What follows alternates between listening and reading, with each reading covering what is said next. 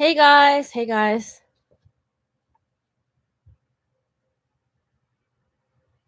Hey, how are you guys doing? Okay, so I just wanted to share um some dating trauma stories because we all love dating stories. So today I met with someone and low-key I was like so nervous and I didn't even know why. I felt this pressure on my neck and I was like, what the heck is this, right? And so I was thinking about it and I was like, oh my God, this is false responsibility. And what is it? So I'll share with you a few things that I've gone through. Yesterday, out of nowhere, someone decided to hit me up after 4 or 5 months of like basically ghosting me, right? Because I had told him, like, look, I see you as a friend. And then so he got really mad and drove off. Like, we went 3 blocks and then he dropped me off and drove off, right? So, like, 4 months later, he hits me up and he's like, oh, well, hey, how have you been? Like, I got a hotel, like, and I'm like, whoa, whoa, whoa, like, what the heck? I told you, like, I'm waiting till marriage to have sex. Hey. And he's like, we can hold hands. I was like, no, I don't feel comfortable with that. And then he basically hung up on me. I'm like, great. That was rude. But then like, I had already told someone, like, hey, it's not gonna work out because I don't see you like romantically. So I invited him basically to like an after hours. And so he showed up thinking that like he had a chance. So I said, hey, like, I don't see a future because we have different beliefs, mainly to do with like I'm waiting till marriage to have sex. And it's important that like my husband has the same belief. And he decided, hey, I'm not trying to do that. Get out the car, basically, like, left me in downtown LA, uh, like, on the street. I mean, in the middle of the night, right? This is like probably like 2 a.m., right? I'm like, really?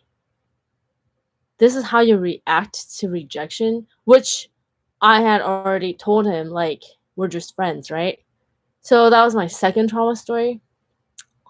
Um, Oh, remember the one I told you about how, like, I met up with someone and he did not look like his pictures?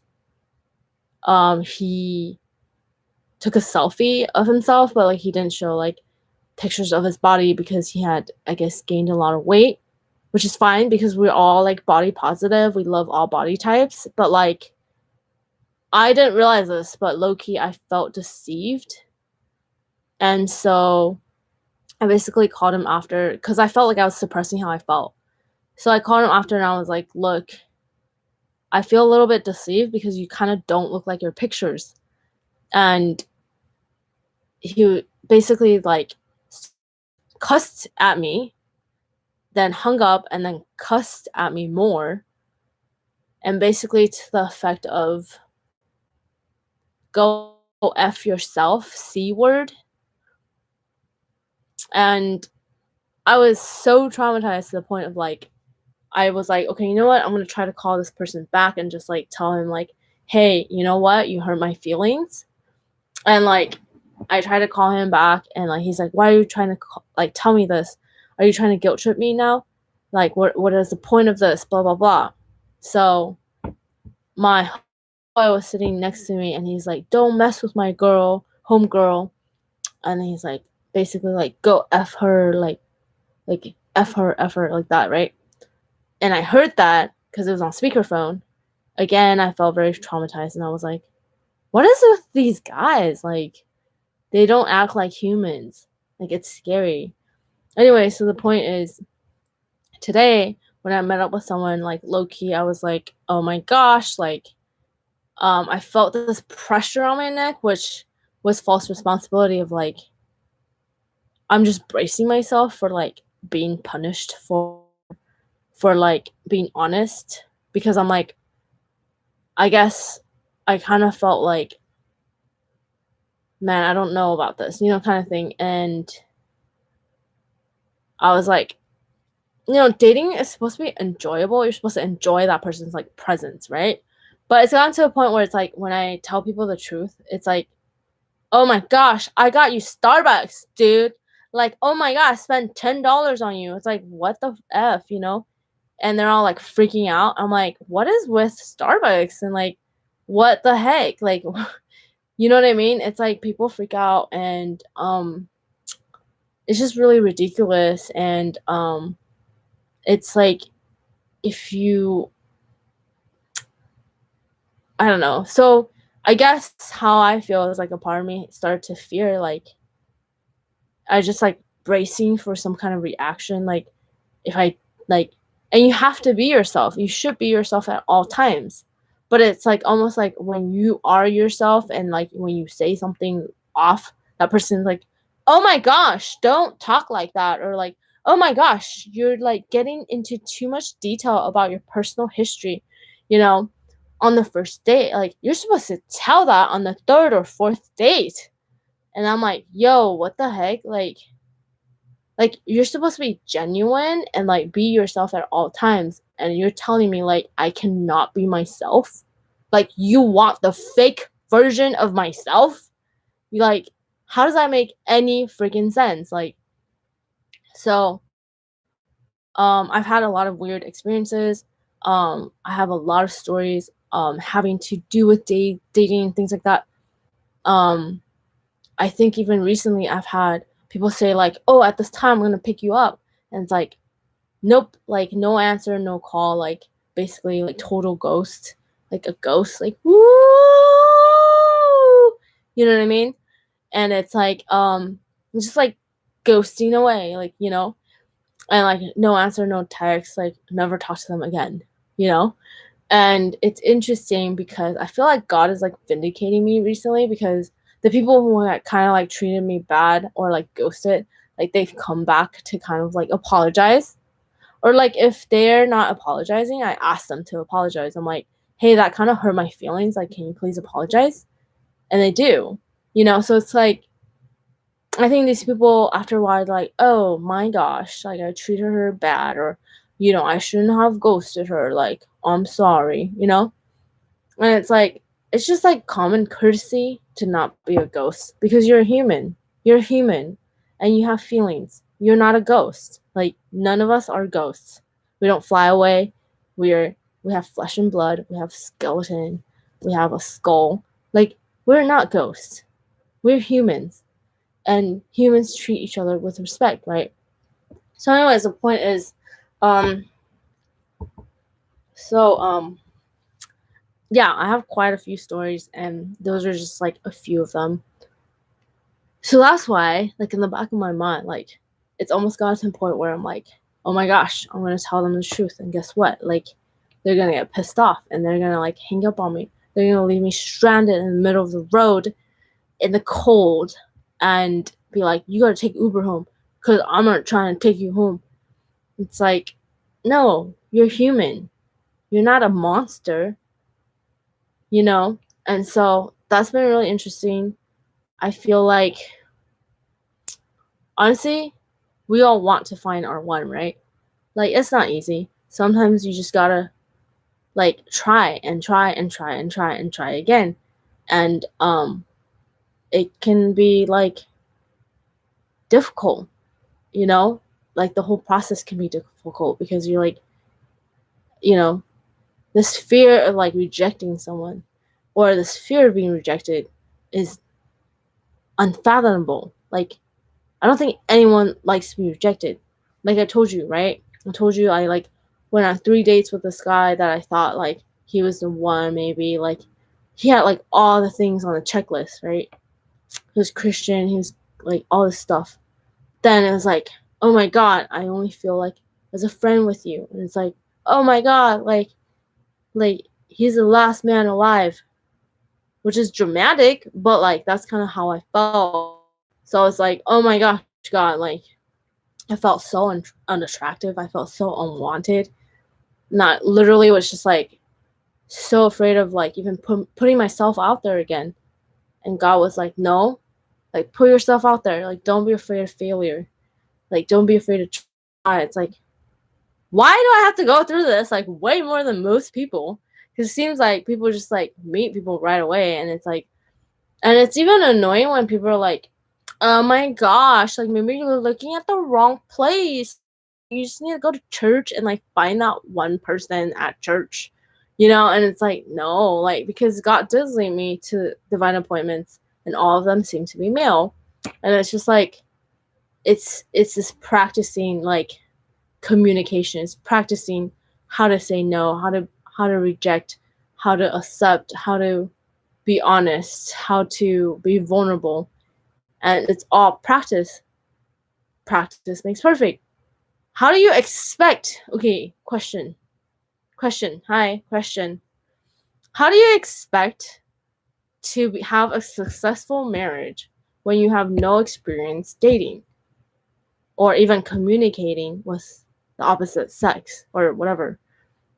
Right? Like, how do you expect to have a great communication relationship without having communicated with a person of that whatever sex you're marrying?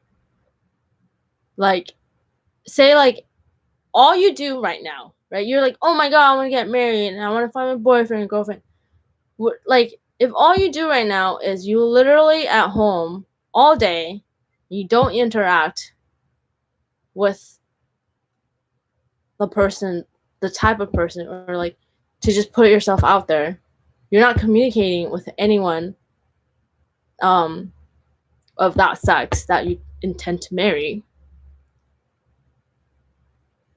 How are you practicing marriage? Right? Marriage relationship is meant to be practiced. Like, you practice makes perfect, right? So you need to practice being in relationship with people, being in friendships with people. But especially when it comes to like finding your soulmate and meeting your soulmate, it's like you need to learn how to deal with a guy's, okay, so I'm just talking to ladies specifically. You need to learn how to deal with a guy's feelings. You need to learn how to be vulnerable with a guy. You need to learn how to be accepting of a guy. You need to learn how to forgive a guy. You need to learn how to have grace for a guy. You need to learn how to, open up your heart after a guy hurts you. Like, you can't just sit there and be like, yeah, I'm so ready for marriage. Like, but I'm not even talking to any guys. It's like, no, practice makes perfect. So for those that are out there, like, oh yeah, I just expect God to like drop someone in my lap. Like, I'm just gonna sit at home and Netflix and chill, and like someone, Prince Charming, is just gonna like knock on my door and be like, hello, Mrs. Wright, are you in there? It's like, no, dude, like that's not gonna happen. And so I think especially like since I didn't grow up with my dad, it's like I'm just kind of like I had an older brother, so like I got to talk to my brother a lot, but it's also dealing with like when men feel rejected and the reaction. Oh my gosh, the reaction is like sometimes just so ridiculous. Like, let me imagine someone just being like, okay, this is an example that I had. Okay, so this guy was like, what do you mean there's no future? I was like, there's no future because we don't have the same beliefs about sex, and I'm waiting till marriage to have sex. He's like, wait, but didn't you last say like that like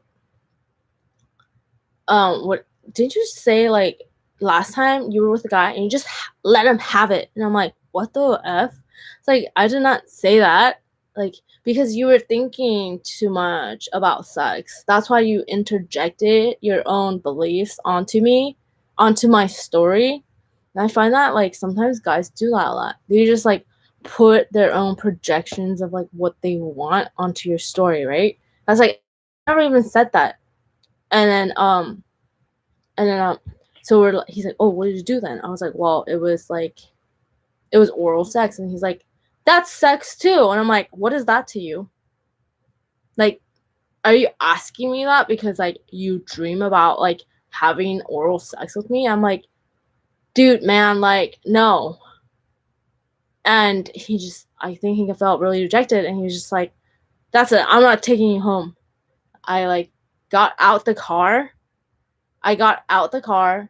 And I just was like in the cold. Obviously, thank God I had my phone, but I called an Uber home. But I was just like, really? These are Christian men. I'm not talking about non-Christians. These are Christian men. So, we're all human. None of us are perfect. I don't claim to be perfect. I'm imperfect too. But I'm just trying to share with you some of the stories that I've gone through. And the reason why now it's like, okay, well, how are they going to react? Well, that's annoying. Like, But it's like, again, like I've gotten to a point where I'm a lot better at like just being honest, right? Like, look, I don't see a future with you because we don't have the same beliefs. Like, I'm not gonna lead you on, blah blah blah blah blah blah. And then also like gauging, like, okay, you know what?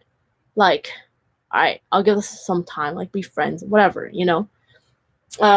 I think that's why like I don't feel so much like pressure with like younger men, because I know that they're not ready for marriage. So it's like, if anything, I can just be friends with them and not feel that weird pressure that like with older men, like I feel that pressure, right? And anyway, so those are just some of my stories. I hope that you find it very entertaining and fun. And just make sure to subscribe to my blog, rebekkalien.com, and my podcast on the Spotify, right? BEX show, the Bex show. As well, if you'd like to donate to this ministry, you could do so on my website. And yeah, God bless you. Bye. Bye. Bye. Yes, I do have to find the right person. Wait, hold on. Oh, Jesus. Wave. All right. Bye. God bless.